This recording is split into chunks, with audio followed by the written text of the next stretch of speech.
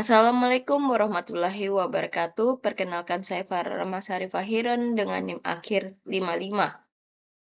Di sini saya ingin mempresentasikan hasil ulasan materi pekan pertama hingga pekan kelima terkait basis data. Jadi saya mengelompokkan dari pekan pertama hingga pekan kelima untuk dipresentasikan dan mulai ke pembahasan.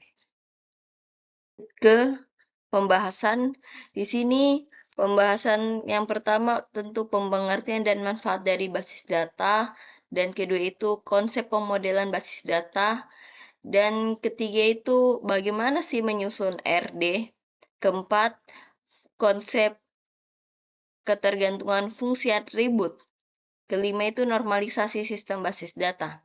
Baik, kita lanjut ke pembahasan pertama, yaitu pengertian basis data. Di mana basis data ini kumpulan data terorganisir yang dapat diakses secara elektronik dan dikelola oleh sistem manajemen basis data dan yang memungkinkan penyimpanan, pengambilan, dan pengolahan data secara efisien.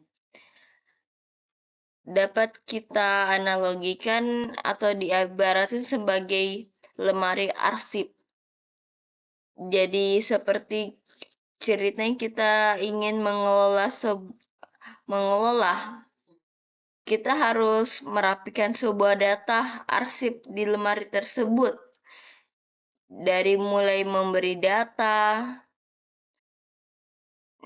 dan memberi tanda, dan mengelompokkan arsipnya. Dan tentu saja tujuannya agar ketika kita ingin mencari sebuah arsip, kita bisa dengan mudah mencarinya karena kita sudah mengatur tata letak arsip tersebut di sebuah lemari tersebut.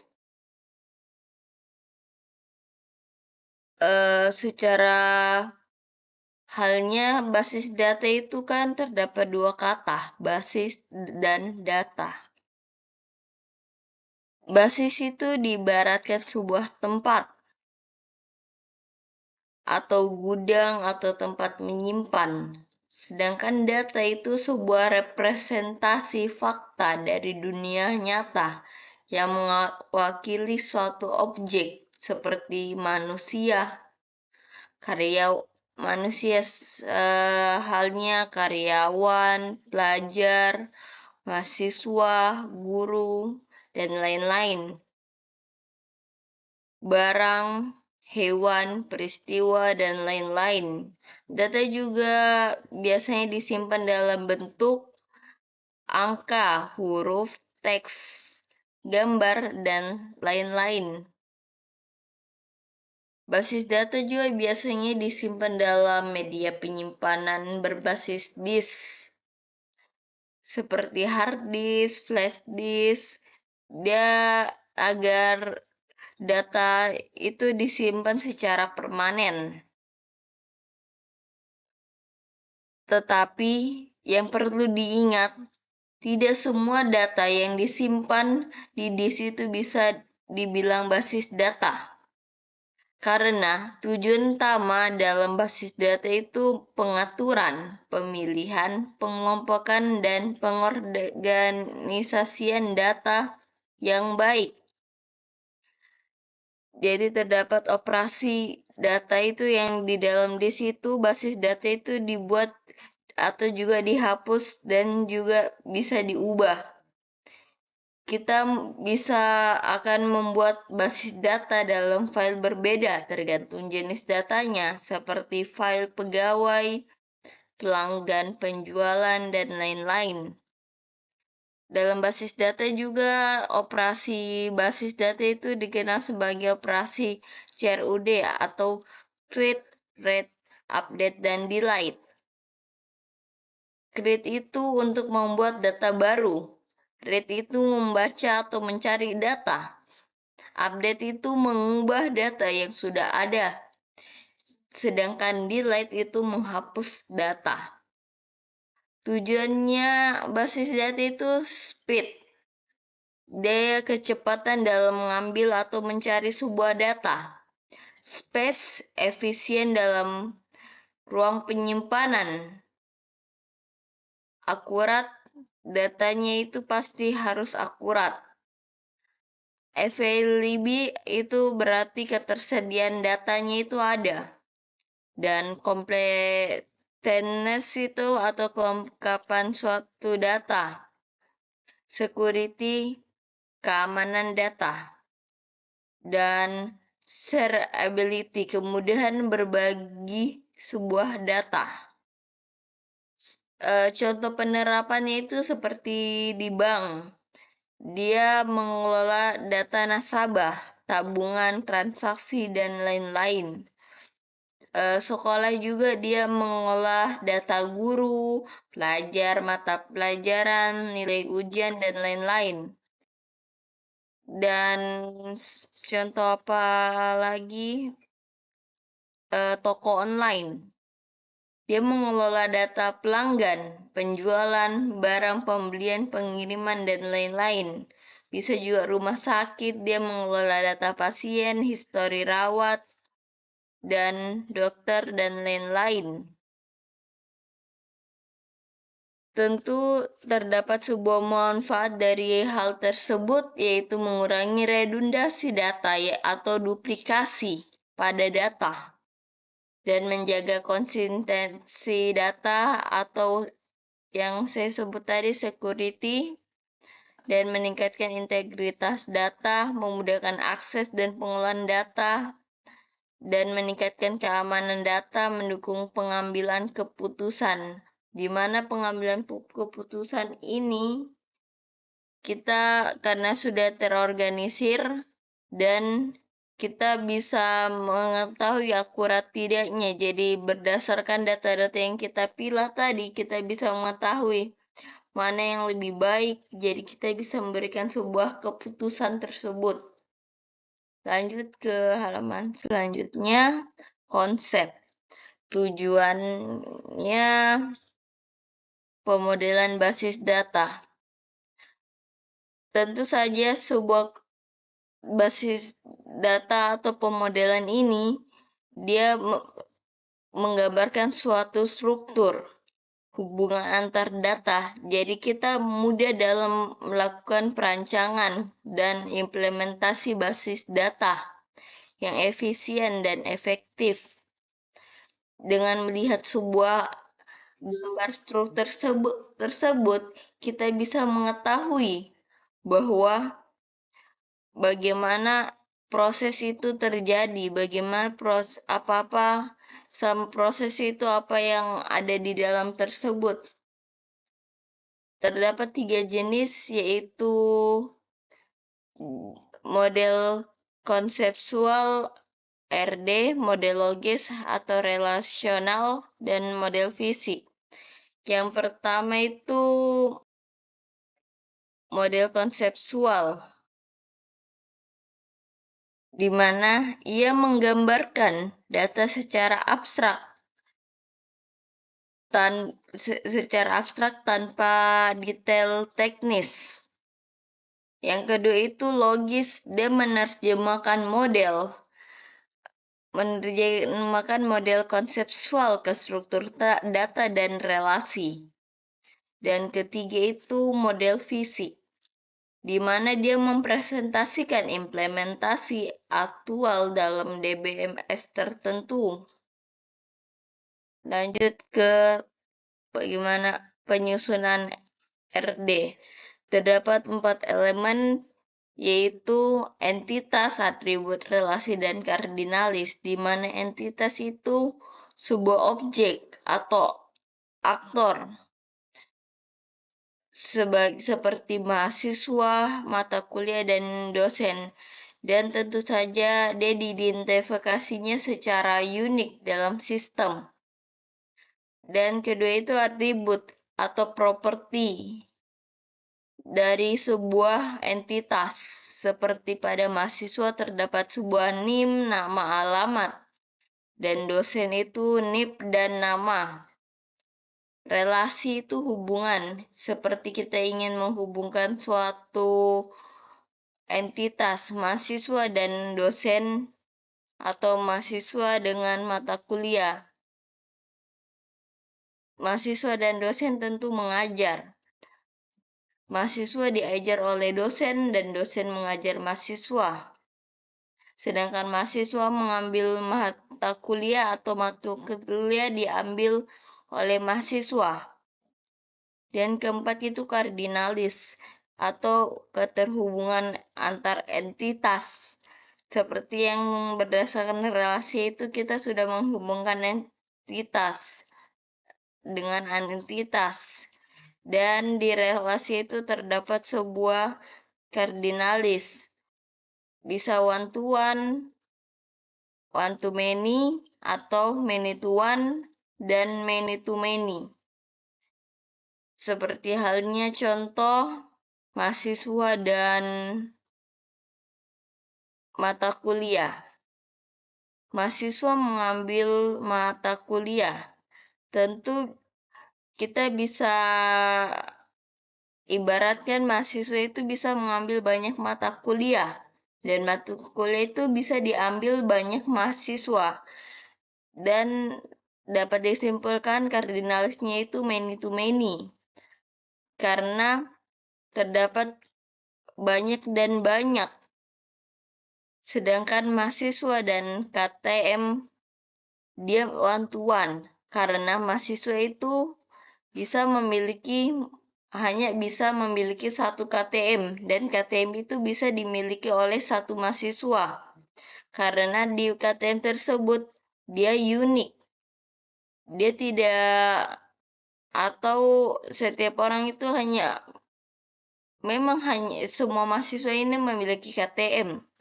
Tapi satu KTM itu memiliki kata kunci yang unik yang terkait dengan mahasiswa tersebut. Maka dari itu mengapa disebut one to one. Dan kita langsung melihat contohnya. Seperti contoh RD ini terdapat sebuah entitas yaitu pembeli, barang, penjual. Nah, bagian email bagian pembeli terdapat 3 atribut yaitu email, nama, alamat. Dan yang digarisbawahi itu adalah sebuah primary key. Dan pada barang juga terdapat 3 atribut yaitu SKU, nama, dan harga. Penjual 2, email dan nama. Yang ingat yang digarisbawahi itu merupakan primary key. Nah, primary key ini yang dapat menghubungkan antar entitas nantinya. Seperti pada pembeli dan barang. Ia saling terhubung pada relasi membeli. Dan di sini terdapat sebuah kardinalis yaitu NN. N itu yang bermaksud many. Berarti many to many. Dan yang menjadi relasi mereka itu email dan SKU. Di mana email itu merupakan primary key dari pembeli dan SKU itu primary key dari barang. Dan pada barang dan penjual juga seperti itu diikatkan oleh kata menjual atau relasi menjual. Dan memiliki atributnya. Di sini atribut bukan hanya entitas, tetapi pada relasi juga terdapat sebuah atribut, yaitu penjual itu memiliki SKU dan email. Dan dia memiliki kardinalis one to one. Kenapa? Karena barang itu bisa dijual banyak barang itu hanya bisa dijual oleh satu penjual. Sedangkan penjual bisa menjual banyak barang. Maka dari itu kenapa bisa disebut one to many. Di sini one to many dan many to one itu sama saja. Baik, kita akan lanjut ke model data relationship atau lanjutan dari RD yang setelah kita menentukan sebuah entity, atribut, kardinalis, dan relasi. Ini lanjutan dari RD-nya dalam bentuk tabel. Kenapa ini diperlukan? Karena kita bisa mengetahui apa hubungan antara entity tersebut seperti pembeli dan dompet ini kenapa bisa saling terhubung. Nah, sebelum saya ingin menjelaskan tentang kasus yang pada RD ini karena ini berbeda dengan sebelumnya. Di sini contoh kasusnya toko online. Yang berarti ruang lingkupnya daerah toko online saja. Dan kan tadi ini sudah terdapat sebuah atribut, entities, dan relasinya yang dipisahkan satu-satu setiap kardinalisnya. Karena saya ingin menjelaskan bagaimana relasi antar entity tersebut. Nah, di sini yang terlihat one to one. Sebelum itu saya ingin menjelaskan bagaimana terbentuknya foreign key. Seperti pada tabel ini terdapat sebuah foreign key, di mana setelah kita mengetahui sebuah atributnya dan relasinya memiliki di sini dua tabel pembeli dan dompet. Dan bagian kiri sedangkan tabel bagian kanan tabel pembeli tidak terjadi apa-apa, sedangkan pada tabel dompet itu terdapat tambahan yaitu email pembeli, di mana email pembeli ini menjadi foreign key. Cara kita menentukan foreign key itu tentu dilihat dari primary key-nya. Di sini terdapat dua primary kan, yaitu email pembeli dan dompet. Dan pada one to one, cara kita mengimplementasikannya itu pada jika kita aturannya itu jika nilainya sama, dia bisa sebagai acuan saling berelasi. Tapi jika entity-nya ini berbeda, jadi maka kita harus membuat atribut foreign key di salah satu entity yang lebih lemah. Di sini entity juga foreign key harus unik dan tidak boleh ada yang sama. Di sini dompet dia menjadi entity lemah. Alasannya karena dompet tidak bisa berdiri sendiri. Tentu harus ada pembeli karena dia memiliki. Makanya di sini bagian email pembeli yang menjadi foreign key karena dompet itu merupakan entity yang lebih lemah dari pembeli. Lanjut ke many to many. Many to one. Di sini terdapat sebuah barang dan penjual. Tapi alasannya tentu berbeda dengan one to one. One to one dia akan menambah di entity yang lebih lemah, sedangkan many to one atau one to many dia primary yang menjadi foreign key yaitu yang many. Karena di sini yang menjadi many itu adalah barang, maka bagian email penjual ini masuk ke tabel barang, karena yang menjadi main itu yaitu tabel barang.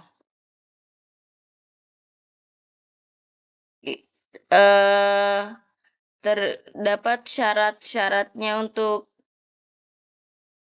menituan, yaitu jika relasinya itu terdapat sebuah atribut tambahan. Atribut tambahan di sini tidak ada karena pada bagian menjual hanya terdapat SKU dan email. Jika kita menjual, kita memberikan atribut tambahan seperti barang, dia akan membuat 3 tabel. Tabel yang ketiga itu adalah tabel menjual yang terdapat SKU, email, dan barang. Tapi karena di sini tidak ada, jadi kita tidak perlu membuat tabel baru. Cukup menambahkan atribut foreign key ke entity yang bersifat many yang tadi saya bilang. Lanjut ke tabel ketiga, model ketiga, yaitu many to many. Nah, many to many ini terdapat syaratnya itu terdapat atribut foreign key dari semua entity yang berelasi. Berarti many to many itu harus membuat sebuah tabel, yaitu tabel baru, tabel membeli. Di sini terdapat foreign key dari email pembeli dan SKU dari entity barang.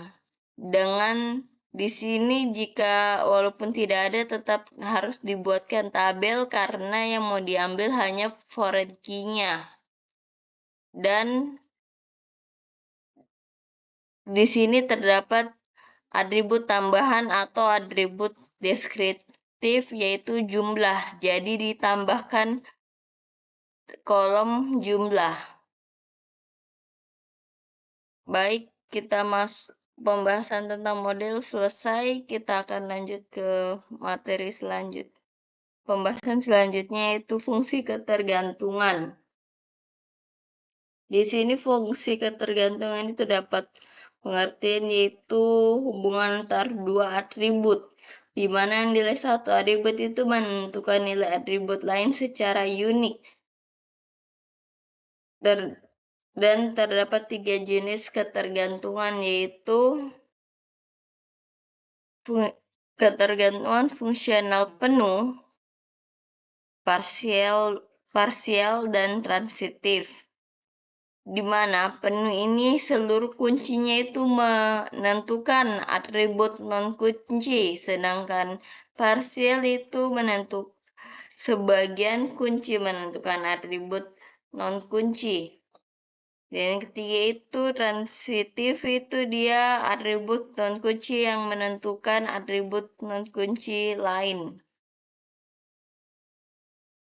Baik, kita lanjut ke normalisasi, yaitu yang didahului dengan pengertian merupakan proses mengorganisir data untuk mengurangi redundasi dan ketergantungan serta meningkatkan integritas data, yang berarti dia mengurangi sebuah duplikasi dan ketergantungan untuk meningkatkan sebuah integritas data.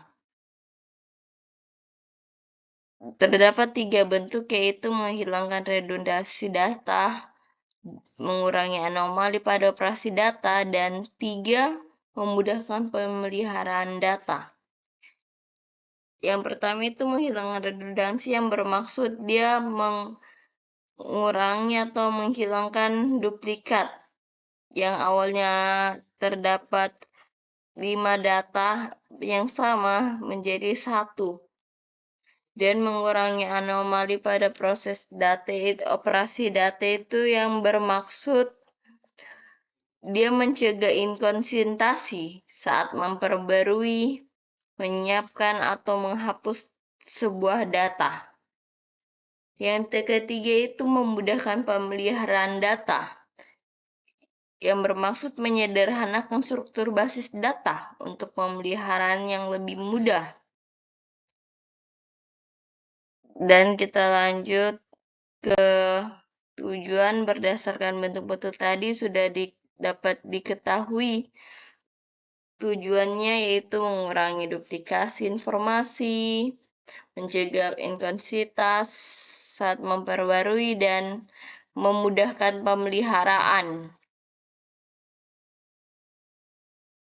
Baik, kita telah sampai ke kesimpulan berdasarkan materi-materi sebelumnya, yaitu yang pertama mengenai basis data adalah komponen fundamental dalam sistem informasi modern yang menawarkan berbagai manfaat, pemodelan basis data, pemahaman tentang elemen-elemen RD, konsep ketergantungan fungsional, atribut, dan normalisasi basis data.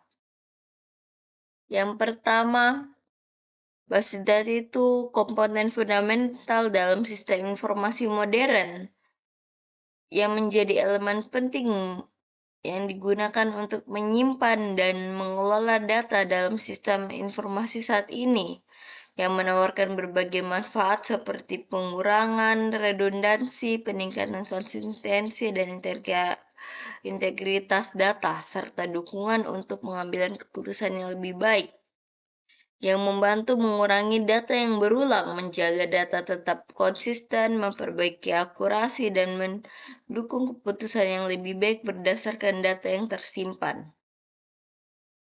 Kedua itu pemodelan basis data, yang khususnya melalui Entity Relationship Diagram RD, membantu dalam visualisasi struktur data dan hubungan antar entitas, di mana RD ini merupakan alat yang digunakan untuk menggambarkan elemen data dan cara mereka saling berhubungan dalam suatu sistem. Sangat penting dalam tahap perancangan sistem. RD ini memainkan peran kunci dalam merancang struktur basis data sebelum pengimplementasian sistem informasi. Ketiga, pemahaman tentang elemen-elemen RD seperti entitas, atribut, relasi, dan kardinalis yang memungkinkan perancangan basis data yang lebih efektif.